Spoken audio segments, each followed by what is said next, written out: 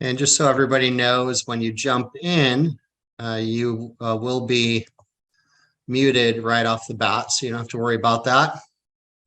Hello, Sherry, Jalen, Joanne. So great to see everybody. Hello. Hello, hello.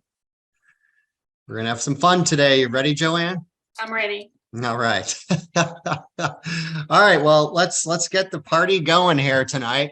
And so a few things. First off, housekeeping wise, it's everybody as you come in, you're unmuted. So that way there's no concern about background noise and such at your home or office right now. And throughout what I'm going to do is I'm going to present what I have to train on. And at the end of this, we'll open it up for a live Q&A. And you could do that two ways. You could either put things into the chat if you're not familiar with Zoom. If you put your cursor over the video, you'll see at the bottom there's a little icon and where it says chat. So as we're going through this today, if you have any questions, feel free to just dump them into the chat box. And then when I get to the end where we get into Q&A, I'll go to the chats first. And then I'll open it up for people to ask live as well. And when we get to that point, again, when you put your cursor over the video, you'll see in the bottom left where it has a little microphone. And it should right now, your microphone should have a red circle around it with a line through it saying that you're muted. And later on, if you want to ask a question live, all you have to do is go back to there and click on that. It will unmute you and you'll be able to ask your question live. And for those who are in this live, obviously you have the opportunity to ask questions. I'm sure there's going to be a number of people also who are watching the replay.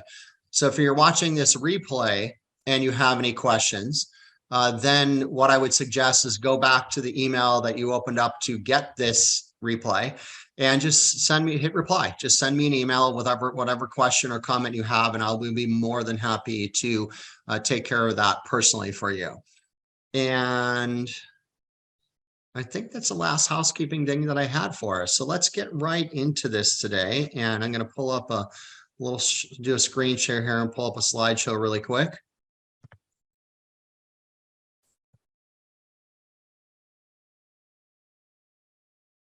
Okay, and let me get this all set for us. Okay, so let's get right into this today. Now, food sensitivity. Well, you know the old saying, what you don't know, it doesn't hurt you. Well, that is not true with food sensitivity, because what you don't know can hurt you. And while nobody's going to ever have a death certificate that says died of food sensitivity, it can lead to that. Because of the other challenges that this creates. And before we get going into slides and the training, I'm going to give you a little bit of an overview of just my own personal story with this, because it'll help you understand, the different levels of food sensitivity and what you may be dealing with today and the impact it's having on your body. And so I was first really got a deeper understanding of food sensitivity in my practice about 12 years ago. I've been in practice since 2001, so for 22 years. And for the last 12 years, last dozen or so years, I've been focusing on food sensitivity as one of the underlying triggers of what leads to most of the different challenges that people are living with. And when I first did this 12 years ago, because when this was new in my practice, I did the test, and not because I thought I had a food sensitivity. I did the test because I thought that I wanted to just do the test so I'd have a reference of what it's like to go do the test. Bear with me 1 second. I think somebody's not muted. So if by any chance you are not muted, if you could mute yourself. There's a little background noise going on. And so the reason why I did it is I just wanted to be able to tell my clients, well, this is what it's like to do the test, and this is what you can find out. Well, lo and behold, I got that test back and I literally had no idea. I had no even concern that I had food sensitivities. And when I got that test back first, like 12 years ago, I had multiple food sensitivities I was completely unaware of. And it even had gotten to the point where they're with dairy, they actually test, this particular company I use, they test 5 different levels of dairy to confirm a dairy sensitivity. And I was off the chart sensitive to all levels of dairy, and even to the point where when I had a discussion with the head research, research gentleman at the company, he said he was going to be very candid with me. He told me, he says, well, Glenn, he says, you have such an over the top antigen response with dairy, you'll probably never get dairy back in your diet. Thankfully, I'm the type of person, I don't believe when people say never or always, because to me, those words just don't exist. Because, what I did at that time is the same thing I do with my clients. Is when I knew that there was a dairy sensitivity, I recognized that there's a much deeper gut issue, and likely some hormonal balances that were triggering all of this. And to make the long story short of that, I did everything I needed to do to really set up my body to recover from this sensitivity. It took me about a year to do that, and I added dairy back into my diet for a 30-day period. I retested, and I no longer had a dairy sensitivity. Interesting, huh? Something that I was told I would never, ever get back in my diet. And even more recently, because it was about the end of last fall of 2022, and I was eating some foods that are, for me, a little bit questionable. Like for myself personally, I've been, gluten and wheat free for, pretty much about almost 2 decades at this point. And I'm generally the person who I generally don't overconsume different types of grains and such, things that I think that have some kind of a potential inflammatory response. But there are times where I'm going to enjoy a little bit of corn. One of my favorite, what I would consider a junk food is corn chips. To me, they're great vehicles for guacamole or salsa, and just something that's enjoyable to me. Or at that time, I was eating a little bit more brown rice than typical, and just doing some things that are off of like the cleanest of my diets. And what I recognized at that point is I was gaining a little bit of weight, and I was feeling a little bit inflamed. I was feeling a little bit bloated. And, generally speaking, when that happens to me, I know what to do, and I can kind of clean that up really quickly, and I can drop the inflammation and drop the weight. But it was interesting to me that I wasn't able to achieve that for some reason. So it led me to redoing my food sensitivity tests, which I'm going to share with you a little bit later today. And it was so interesting at this time because, as you probably already know, gluten and wheat is a very common sensitivity. And very often people talk about dairy sensitivities. And the thing that came up to me that was interesting, I was thinking, well, until I get the test done, I have to think of what am I consuming that could be creating this inflammation in my body, making me feel bloated, making me feel like a little stiff getting up in the morning, or really having an impact on how I was sleeping even. And I was thinking before I did the test, I said, well, let me think of the more common challenges. So I thought of dairy because, in the morning, I typically will make a coffee and I'll put a little bit of froth heavy cream in my coffee. So I thought, well, let me be a little proactive before I get the test done. So I'm going to eliminate the dairy and I'm going to add an oat milk cream instead. So I did that, thinking that I was actually doing something very positive for myself. And lo and behold, I'll give you a little tidbit of my test I'll show you later. But what was interesting, I finally got my test results back, and I was completely fine to dairy. I just showed no level of sensitivity to dairy whatsoever, and I was sensitive to oats. So the very thing that I added into my diet that I thought was going to be, helping me was actually hurting me significantly more, right? And that's the thing that is important for all of us to understand, is that so often there's foods that will add to our diet because we really have this thought that, well, these are really healthy foods for me, such as for me, adding an oat milk cream instead of a dairy cream. Or very often people will add things that, again, they think is going to be healthy for them, such as adding in brown rice. A lot of people think of that as healthy, yet it is a gluten cross-reactive sensitivity food. So it's potentially very unhealthy for us. Or even different things like kombucha that would contain a form of yeast. Well, yeast is another food that is a potential cross-reactive sensitivity. So that's why this becomes so important, because so many people, and you're going to see this as we go through the training today with the presentation, so many people are suffering on very deep levels without recognizing that something that they're eating is really driving this for them. And very often it's something that you're eating that you might think is very healthy for you. And that's why I just felt that this was so important to bring up and to really offer as something complimentary, so you can get this understanding for yourself today. And more importantly, to see how it's impacting whatever it is that you're, whatever it is you're suffering with right now. And symptoms is very important to recognize. Now, what's so interesting with food sensitivity is most people just think of, well, the symptoms are going to be gut related. So maybe I'm dealing with a little bit of bloating, or maybe there's some level of constipation or loose stool that I'm dealing with, or really maybe a level of flatulence or belching or just any kind of gastrointestinal symptoms is what most people think of as symptoms of food sensitivity. Yet, here's the big thing. When you have a food sensitivity, this is creating an immune/inflammatory response in your gastrointestinal system. Now, if you're eating a food with any kind of regularity that's driving a sensitivity, and you're driving this inflammation in the gut, well, here's the thing.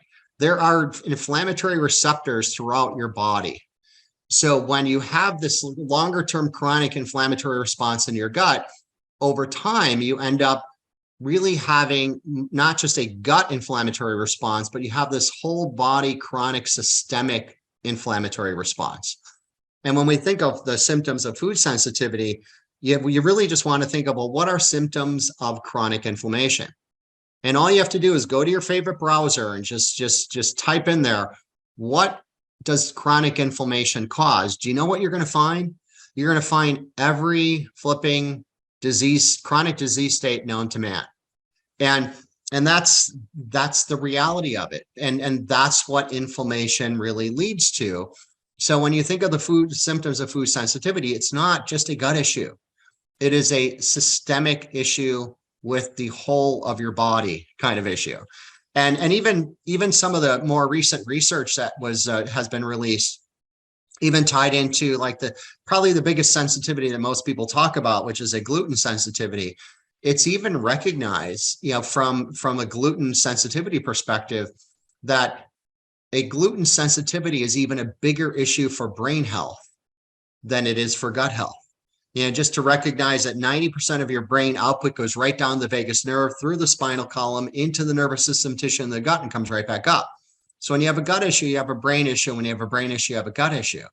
So it's driving a lot of these different challenges. And if you're eating a food that's driving an issue, an inflammatory issue, and an issue with your gut-brain connection, let's recognize that your brain is your master regulator of everything in your body. So when we think of symptoms of food sensitivity, all you have to think of is the word symptom, because any symptom you could be dealing with in your body has not just a chance, but a strong likelihood of being driven by something that you're eating that your body is reacting to. And that to me is one of the biggest things to really understand across the board. Now, here's really one of the biggest challenges too, is approximately 86.97% of people who have a food sensitivity are asymptomatic. So now what I mean by that is when somebody eats a food and then they react to that food, and you know it within a relatively short period of time, to where you can say that, oh, when I eat this food, I feel like that. That's not most people. So that's only about 14% of the people. So the simple reality is that those people know, because if you, let's say you had a dairy sensitivity, and every time you eat cheese, as an example, you feel poorly, you're immediately bloating, maybe there's some other kind of reaction, maybe it constipates you, but it's something that you recognize is happening, and that's not most people. And here's the great recognition. It goes back to my personal story I was sharing at the beginning. is that when I first did this test 12 years ago, there was no way I even thought I had a food sensitivity. So I was one of those 86.97% that were asymptomatic. Yet here I was off the chart sensitive to dairy and had literally like 10 other sensitivities that I was unaware of. And so that's why this can be difficult for some. That's why when we look at testing is so important. And from the perspective of a lot of people will go on what they refer to as rotation diets. And that's the reason why very often the rotation diets don't work, because if you go on a rotation diet, and typically how this will happen for people is they'll eat a very simple diet of foods that are known to really not be inflammatory type foods. And then what you would do is you would, once you've got a set point with that, then you would add a food in at a time and pay attention to what's your reaction to the food. Well, since about 86% of the people are asymptomatic, the rotation diet wouldn't work for those people. The only people that a rotation diet is going to work for would be the 14% that are actually symptomatic, where when I add that food back in, I feel poorly. It has some kind of effect on my body, either my gastrointestinal system, or maybe it's driving some kind of inflammatory response in the sinuses, or really any kind of reaction. And that's why the rotation diets just really don't do it for most people. And it goes back into what I was sharing earlier. I had no idea I was sensitive to those foods. And even with what I went through recently with testing and then recognizing that I had the issue with oats, and here I was giving up dairy thinking that was the problem. When I added in the oat milk into my coffee and removed the heavy cream, I didn't feel any different. I didn't feel bad because I added the oats. Yet when those results came back, as you're going to see a little bit shortly today, you can see the difference that it had in my body based on the testing. Yeah, so that's, to me, is why the testing is always so important. And it's not just testing, it's also testing comprehensively enough to make sure that you're getting to the bottom of what's really going on. Now, a little bit about the difference between what we would know as allergies, food allergies versus food intolerances versus food sensitivities. All right, let me just start with the intolerances first. A lot of people think that if you have a dairy intolerance, that's a sensitivity. You know, a dairy intolerance is not a sensitivity. A dairy intolerance would typically be somebody who is missing some of the enzymatic activity in their gastrointestinal system to properly break down dairy. All right, so the intolerance is due to a lack of an enzyme activity that would provide the ability to break that down properly in your body. So the intolerance is very different. The sensitivity is the immune inflammatory response to something that you're consuming. And then the allergy is more of the dysregulated immune system response when you've been dealing with all of this for a long time. And that's what I always like to bring up, because sometimes I'll have clients that'll come into my office and they've seen another practitioner before seeing me, and they'll say something like, well, I went to my doctor and my doctor did this food allergy test, and he told me, don't eat broccoli, cauliflower, and avocado because those are issues for me. And my response always is, well, to be really candid, broccoli, cauliflower, and avocado is not your issue. Yeah, because those are not foods that you would typically develop a sensitivity to. And I say that if you have a broccoli, cauliflower, and avocado issue, that's a dysregulated immune system that is probably driven by some things that are much deeper than that. And when we get into that depth, it gets into what I always refer to as gluten cross-reactive food sensitivities. That's a test I'm going to show you a little bit later. And what I want all of you to also understand with this is that for some people, there are some people that have, let's say, genetic challenges with gluten as a whole. Later on, we're going to talk about the difference between a gluten sensitivity and an Americanized wheat sensitivity, and I'll talk about the hierarchy of how these sensitivities show up for people. Yet the whole thing, though, with the sensitivities is, even though some people will have a genetic issue with gluten, and I'll give you a little side note here that you can take for yourself. the highest percentage of the people who have the genetic issue with gluten would be European, and more specifically, those of Northern European descent. Yet I can say that through the years that I've been working on this, it used to be most of the people, well, if I go back 10, 12 years ago, most of the people that I found dealing with these sensitivities were of European and Northern European descent. Yeah, but nowadays, because of the issues with Americanized wheat, which I'll talk about in a little bit, I'm seeing this across all the cultural differences. It's really no longer just this Northern European or European challenge. And also, when we get into talking about the sensitivities a little bit deeper, I'm going to help you understand that it's not typically the food, it's something deeper in the gastrointestinal system that's driving it. So I'm going to get into that in a little bit here with this training. All right, so now the hierarchy. When I look at how people are typically displaying sensitivities, usually the top of this for most people is either a gluten sensitivity or an Americanized wheat sensitivity. And I explain the difference of this. Now, a true gluten sensitivity means that anything that contains gluten, you would be sensitive to, which would include wheat from anywhere in the world, not just from Americanized wheat, but also European wheat, and also other foods that contain gluten, such as barley, rye, spelt, and these other products that would be containing gluten. So if you have that genetic sensitivity, or if you're truly sensitive to gluten overall, it would be any of those products that would create an issue for you. And what I've recognized through the years, though, and this is actually what I deal with personally as well. I don't have a gluten sensitivity. I have an Americanized wheat sensitivity. And I want to explain the difference of those, because gluten is the reaction, it's the immune inflammatory response to anything that contains gluten. As I said, it's just not just wheat. It could be rye, it could be barley, it could be spelt, it could be these other items as well. And the Americanized wheat sensitivity is different, because you see the wheat that we get in this country, in Canada, and unfortunately it's starting to permeate into other parts of the world as well. And the Americanized wheat is different.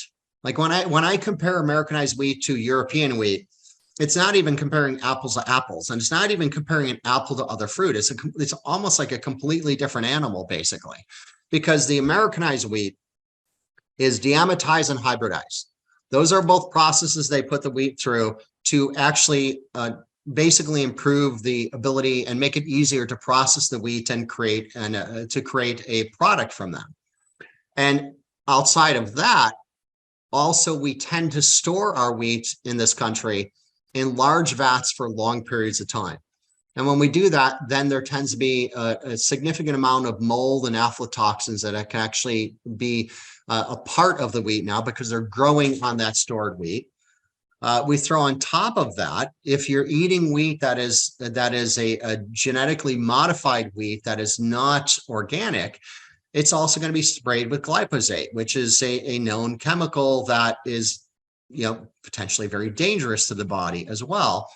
And all of these combinations are the wheat that we get in our country. And that's why so often I'll see people who they don't have a true gluten sensitivity, they have Americanized wheat sensitivity. Now, what's interesting with this is there was not too long ago, I was in Dublin for about 10 days. And I know that in Dublin, they're going to use European wheat. So I allowed myself to eat flour-based products when I was in Dublin. So I ate things that I hadn't had in years, such as, breads and pastas. I had crepes. I probably ate the first donut at that time. I hadn't had a donut in well over a decade, and I had a donut when I was there. And it was interesting, because even though I didn't have the sensitivity, of course, it's still a poorly processed carbohydrate. It still isn't an ideal food for anybody to eat. Yet what's so interesting is even though I ate all those products for that 10 days I was there, I didn't have any of the reactive states that I would have had if I would have eaten those same things in the US. Because if I would have eaten those in the US, I would have had extreme bloating. I would have had extreme inflammation right around the tops of my eyes. It would have negatively impacted my bowel movements. And I would have had a whole host of different symptoms if I would have eaten that in the US. And that's a big difference for a lot of people. And when somebody has an Americanized wheat sensitivity, and you know that and it's confirmed, if you can get a hold of European wheat, it's probably a non-issue for you. It's like one of the things that I love that, sometimes I'll even enjoy myself because I have the Americanized wheat sensitivity. I'll get something I'll get from Dr. Mercola, which is a biodynamic, it's a biodynamic wheat that actually comes from small farms in Italy that I know is not Americanized. And I can actually have that without driving any of those issues. So the top of this heap for most people is either a gluten sensitivity or an Americanized wheat sensitivity. Now, after that, what I want you to understand that happens is, because here's a simple fact. Most people have been eating wheat for decades before they even recognize there's any kind of challenge with this. So what happens is when you're eating this and you're part of that 86% that are asymptomatic, you just keep eating the wheat, not recognizing that it's driving this inflammatory response, not recognizing that it's dysregulating your immune system, it's blowing out your hormonal function, and it's also leaving you suspect for developing and being a suspect to infections in your gut.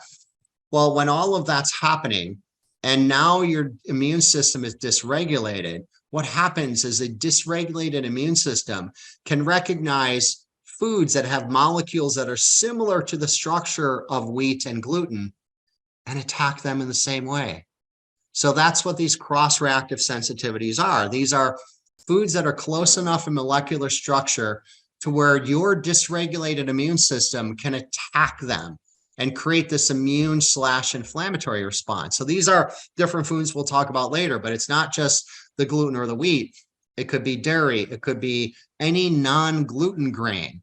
It could be corn. It could be rice. It could be soy. It could be yeast. It could be instant coffee, like the actual physical component of coffee. It could be tied into potatoes or eggs and a whole list of things that we're going to go over later.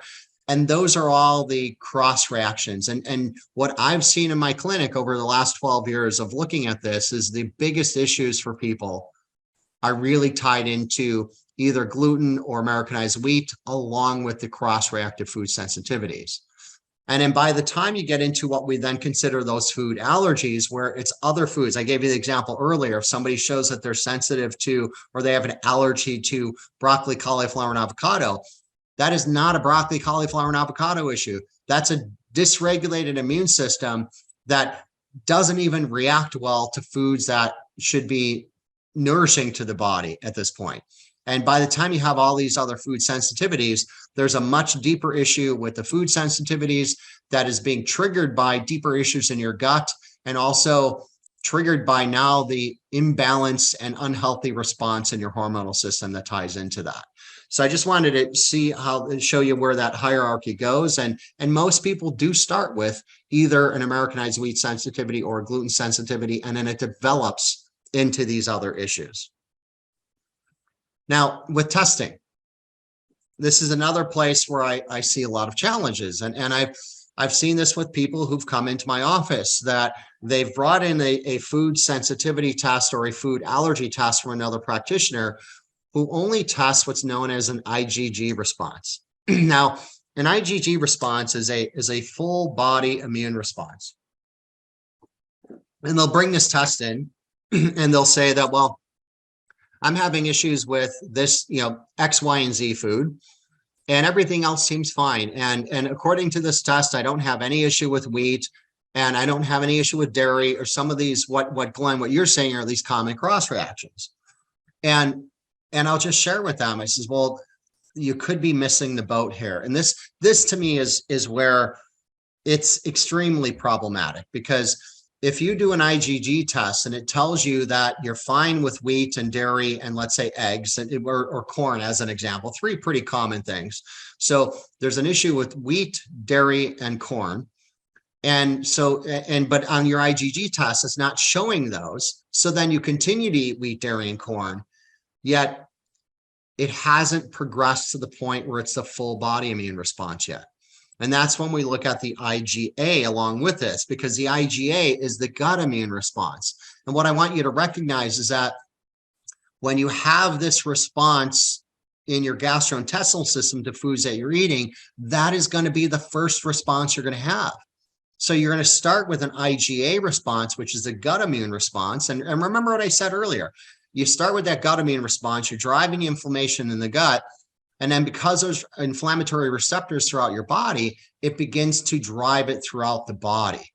And for a lot of people, and this has happened. I remember this with a client specifically, where she came in with an IgG food sensitivity test from somebody else.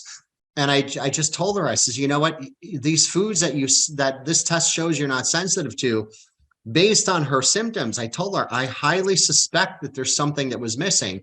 And sure enough, she did a combination IgG and IgA test.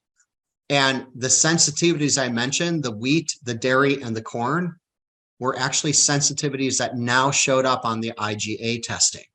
Yeah, so that's why whenever I'm testing these, I'm always looking at both an IgG and an IgA together to really get the complete picture of what that sensitivity is, and to really just help people understand what you need to stop consuming for that particular time frame. All right, and before we get into that, I want to talk a little bit deeper about causative factors with this, because when we think of the food sensitivity, and this is going to go back to, let me come back here. Remember, approximately 86.97% of the people are asymptomatic, and I mentioned how the rotation diets don't work, and I want you to really understand what's even driving the food sensitivities, because when we think of this overall, and hopefully everybody can see my video, because I'm going to give you a little visual here. So I'm going to use an example of an egg, because the problem isn't the food itself. The problem is not, like for me, the problem is not oats. All right, there's a deeper problem in my gut as to why oats are a sensitivity. So I'm going to use an example of an egg. Now, an egg itself has over 20 amino acids, but I only have 10 fingers. So we're just going to hypothetically say that our egg that we're talking about has 10 amino acids in it. Now, when you have proper digestion, when you have proper breakdown of your protein, if you look at my video here, so if my two hands clasp together as an egg that I've consumed, and I properly break that egg down, and I break down the protein into single amino acids, and again, with the thought that this has 10 amino acids in it, what's going to happen is my digestive system will break that egg down into 10 single amino acids. Now, here's what's interesting with that. An immune antigen, it's physiologically impossible for an immune antigen to attach to a single amino acid. So if I break that egg down into 10 single amino acids, I do not develop a sensitivity, because the antigen cannot attach to that. Okay, so hopefully that makes sense. Now, same scenario. Same egg that we're going to consume. So it starts off like this, except the difference though is now, instead of having optimal digestion, I've got some digestive issues. This is our hypothetical. So let's say that I'm living with some type of pathogens in my gut. Let's say I have an H. pylori infection and a detrimental bacteria and some type of parasite in my gut. Now, if I'm living with that, that's going to hinder my breakdown of protein. So I'm not going to get a full and complete breakdown of my protein. So now, instead of that egg becoming 10 single amino acids, now that egg that is not broken down properly becomes 2 amino acid chains with 5 amino acids on each chain. Here's the kicker. That's what the immune antigen attaches to. So it's not going to attach to the single amino acid. It attaches to the amino acid chains. And that's one of the big things that's really driving all of this for people, is because, again, we have this gluten sensitivity that usually is going unrecognized, whether it be gluten or Americanized wheat. It's driving an immune dysregulation. It's causing inflammation in the body, and it's weakening it's basically weakening your overall hormonal system, which then has a big tie into your immune system function as well.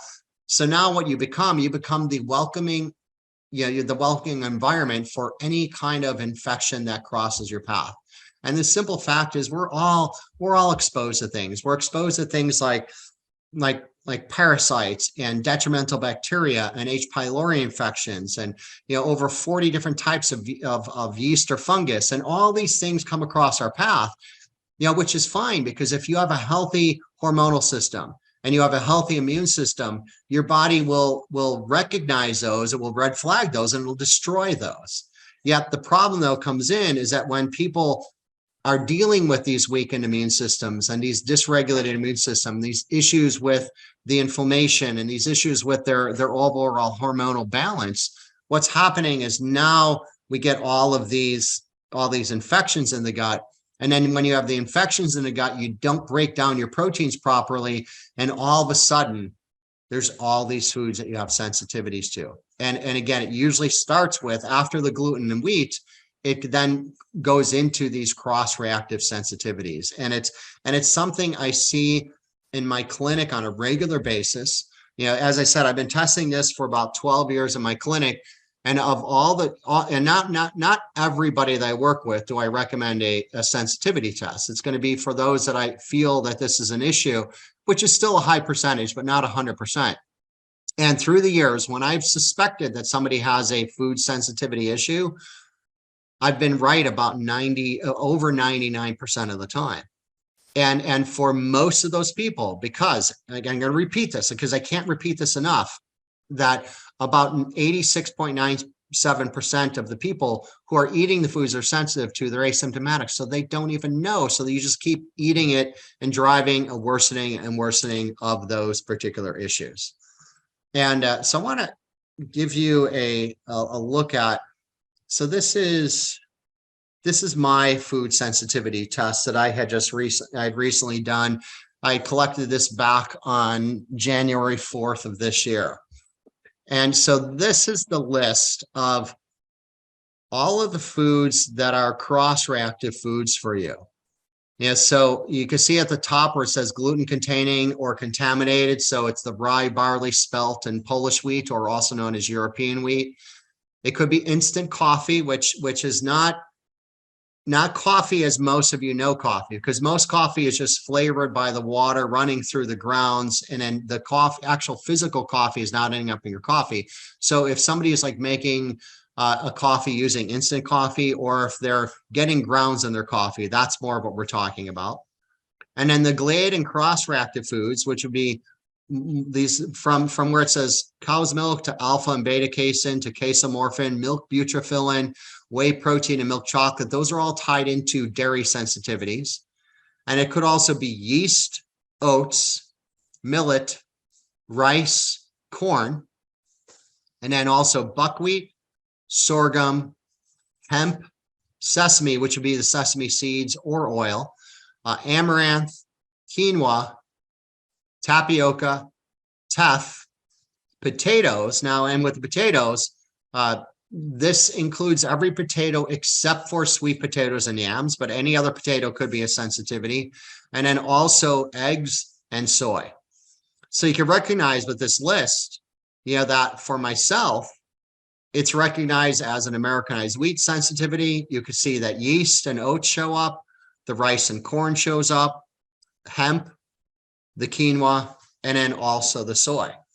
And what's so interesting with this is I remember the first time I went to the store, I went to Trader Joe's after finding this out. And I went there specifically because I'm one of these people, once I know something's an issue, I'm going to eliminate it. It's not even going to be a potential food for me to eat unless there's an accidental exposure because of something I just wasn't aware of.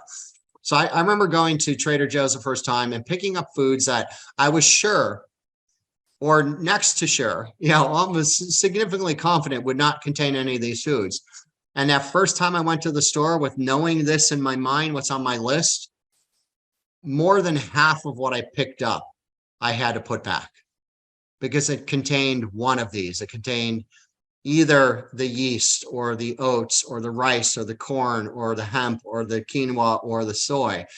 And it took a little bit of that first day of shopping to recognize that, wow, there's a lot of things that I would have thought, if I didn't read the ingredients, that are big issues for me and causing and really creating a lot of these challenges. And that's where it's just so invaluable for really everybody. And with all of this, there's deeper levels of this that I get into individually when I'm working with my clients, where, you know, like there's different things to understand, like what's the difference between the green and the gold and the pink color coding, and how would you recognize the difference between a true gluten sensitivity or Americanized wheat sensitivity, and what's this all about?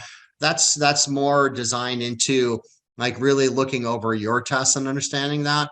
Yet this particular lab, the Cyrex Labs, this is an array number 4 that does look at both the IgG and the IgA response, and it's a combined assessment. That's what usually will give you the answer you're looking for to really get to the bottom of what is going on with your food sensitivity. And then the big question for a lot of people is, you know, how do I get tested?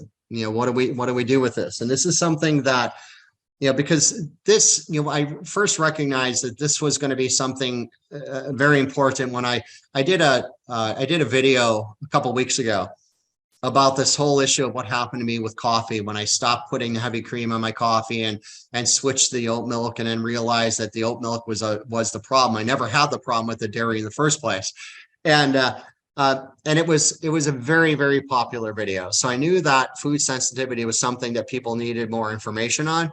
And I also know that most of the information on food sensitivity just doesn't go deep enough. Most of the information on food sensitivity talks about people doing rotation diets or doing an IgG test, which you could tell by what we're looking at today, doesn't really uncover the whole thing.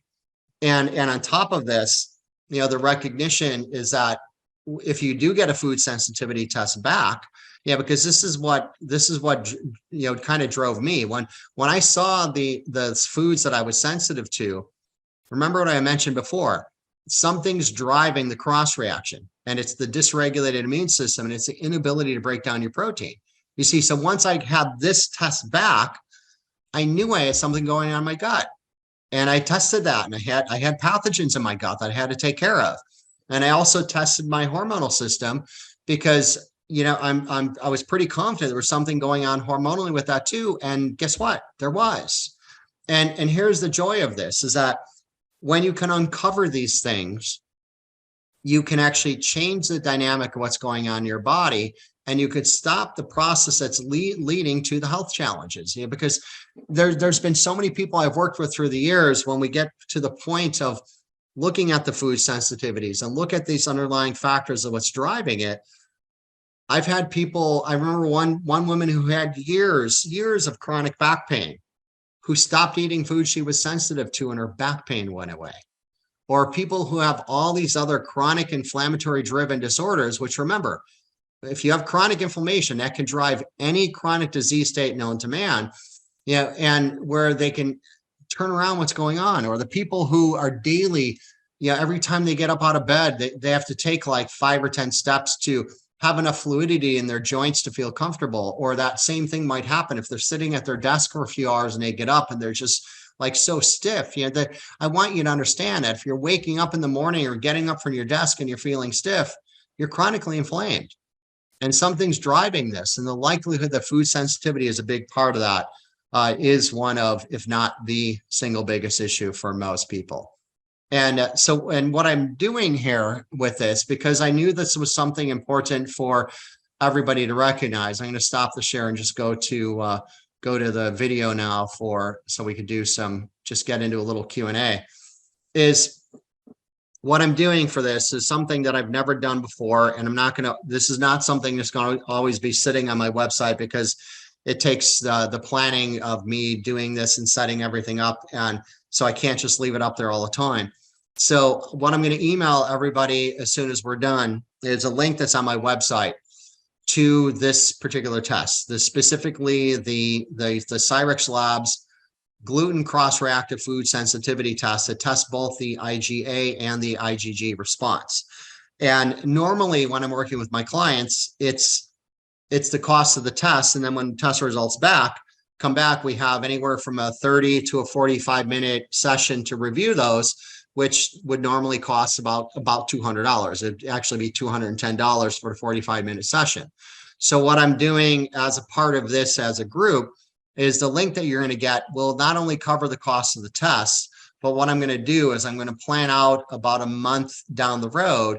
I'm going to plan out a group session where I'm going to teach everybody how to read their test, what the different color codings mean, what to look at deeper depending on your results, how to address what's the underlying cause of results, and all the information I would have done in a one-on-one consultation. I'm going to do that in a group. And the advantage of the group also is there, you know, because a lot of times the gold in presentations and trainings is what you get from the Q&A. Yeah, because when I lay out something I'm going to talk about, I just put out, you know, I'm putting out the information I feel is essential for you. Yet very often when you have group settings and you have different people engaging in a Q&A and making comments and asking questions, sometimes the gold comes from the questions, comes from the Q&A. So that's something I'm going to offer, and it's going to be offered what will end up being at a significant discount, because it's going to be not only that you get the test and the group call to review all the tests for under $300, which is a significant savings as compared to for a lot of offices. It's probably less expensive than what you would just pay for the test in itself. So with that said, that's information I wanted to bring up, and I wanted to make sure that I had time for Q&A at the end here. So remember, if you're watching this replay and you can't do live Q&A, go back to the email that you watch this and just simply hit reply and ask me whatever question. And for anybody who's on live, you have the opportunity. You can either type something into the chat if you have a question, or if you want to ask the question live, just go ahead and put your cursor over the video, and you'll see the little microphone on the bottom left with the red circle and red line through it, and go ahead and ask that question as well.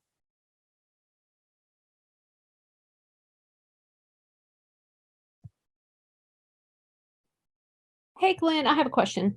Yes.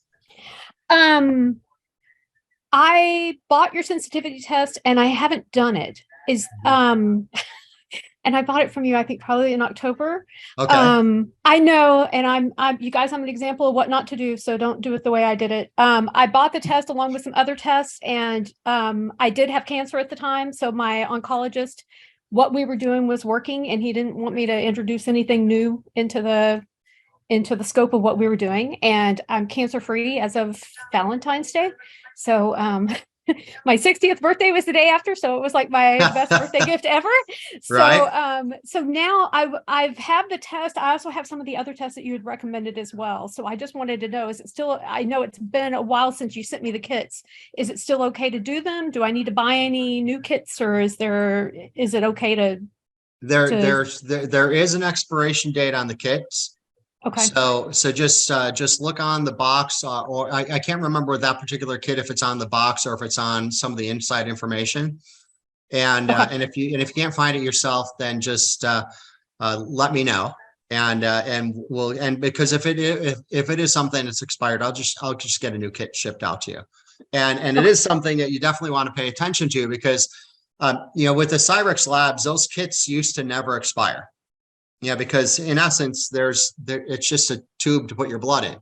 And but unbeknownst to me, the test kits all of a sudden have an expiration date. And when I first did my testing before January 4th, and I did it before a series of trips that I was on, expecting to see my results when I came back. And when I got back, the only thing I saw was an email from the lab saying that I submitted a test that was expired.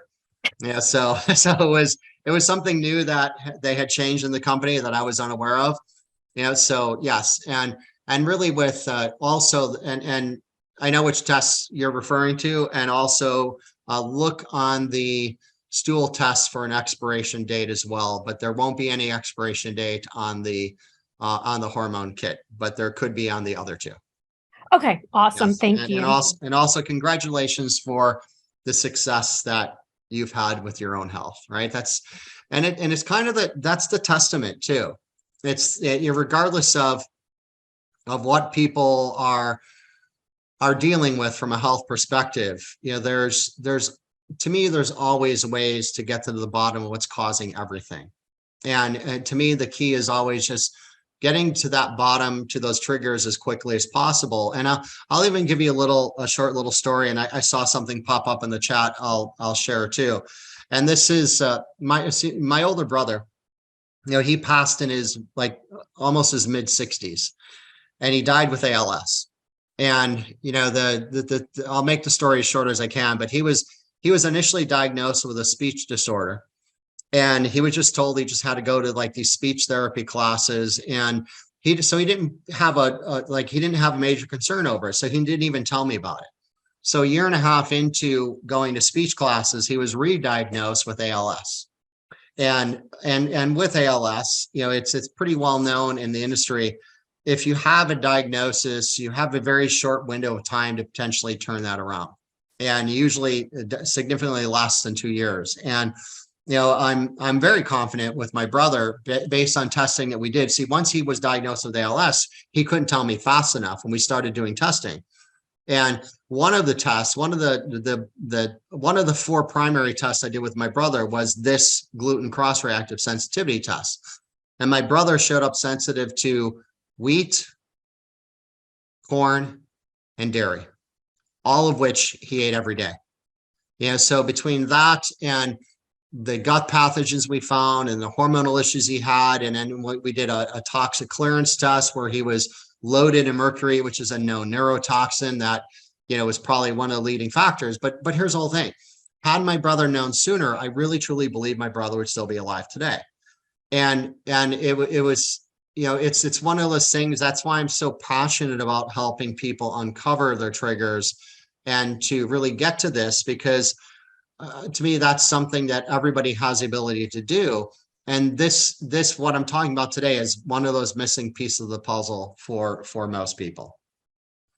All right, and then I had a question come up. If you have leaky gut, will the test show false positives? And no, Lori, if you have leaky gut, which interestingly enough, with leaky gut, typically what's happening is you're allowing whole food particles into the blood, which is inappropriate. You know, so if you have a proper mucosal lining, proper barrier system in the gut, your body should only be letting through macro and micronutrients and enzymes and coenzymes and such. But when whole food particles go through, that will create a sensitivity.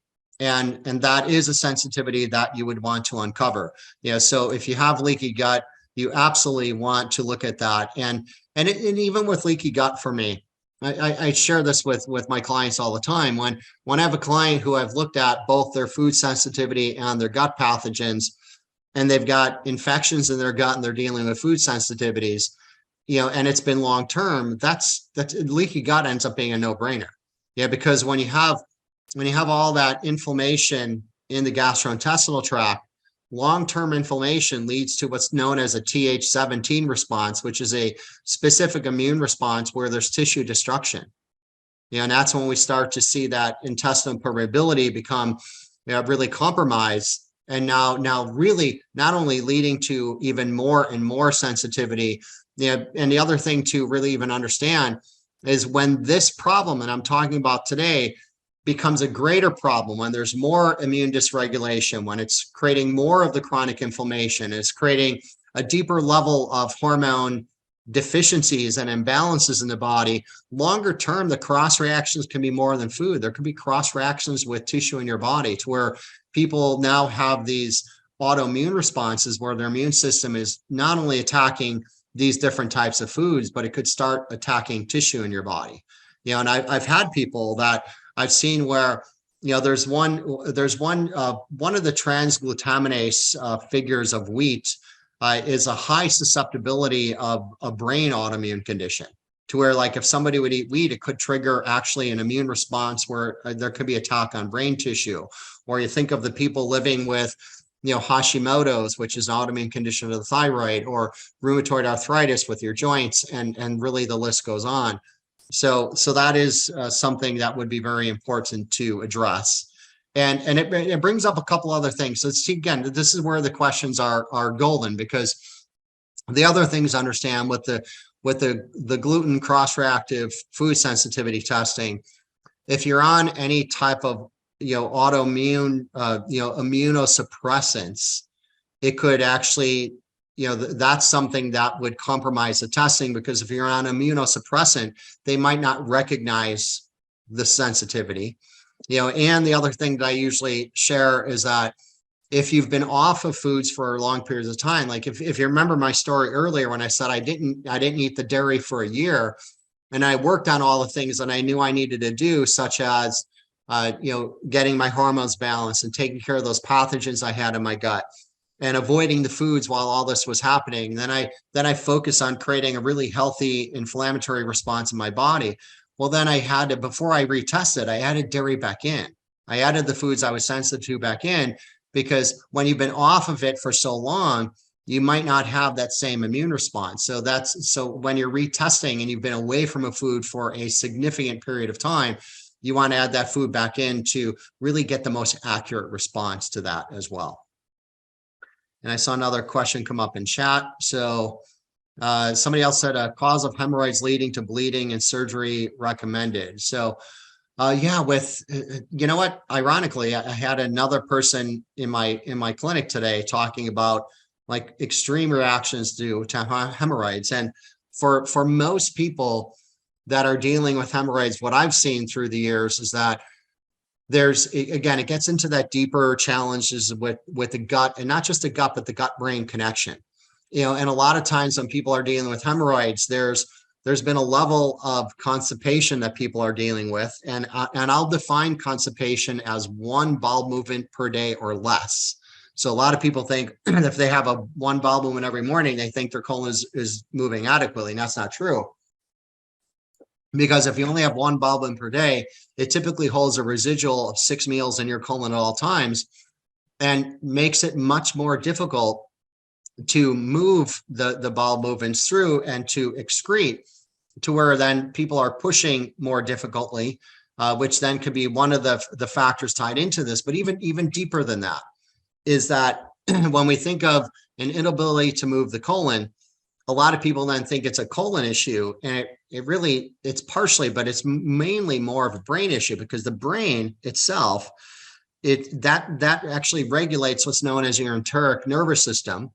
And then your enteric nervous system regulates the smooth muscle that's pushing everything through your gastrointestinal tract.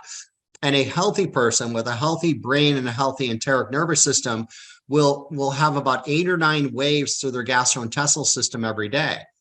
But somebody who has a less than healthy brain and a less than healthy enteric nervous system, they might only have like 1 to 3 waves through their gastrointestinal system, thus leading to constipation and straining with their bowel movements as well.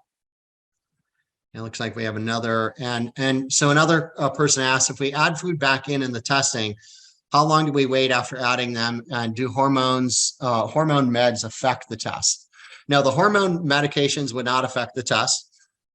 And as far as adding foods back in, I typically will share to add the foods back in for about 2 weeks prior to testing, anywhere from 2 weeks to a month. I did it for a month because, it was so long I was off the foods, and I wanted to make sure I got the most appropriate testing. But I have learned through the years that really 2 weeks is adequate. But here's the thing. If you're adding foods back in that you haven't had for some time, and let's just say that you've been off of wheat and corn for a year, and then before you're going to retest, you're going to add wheat and corn back into your diet. Well, if you add corn back into your diet and it drives symptoms to where you know that you have the corn sensitivity, don't keep punishing yourself by keep adding corn back in. You would know then, because of how you're reacting, that corn is an issue. And therefore, it doesn't matter if it shows up on the test or not. Because that's the single one thing you added back in, right?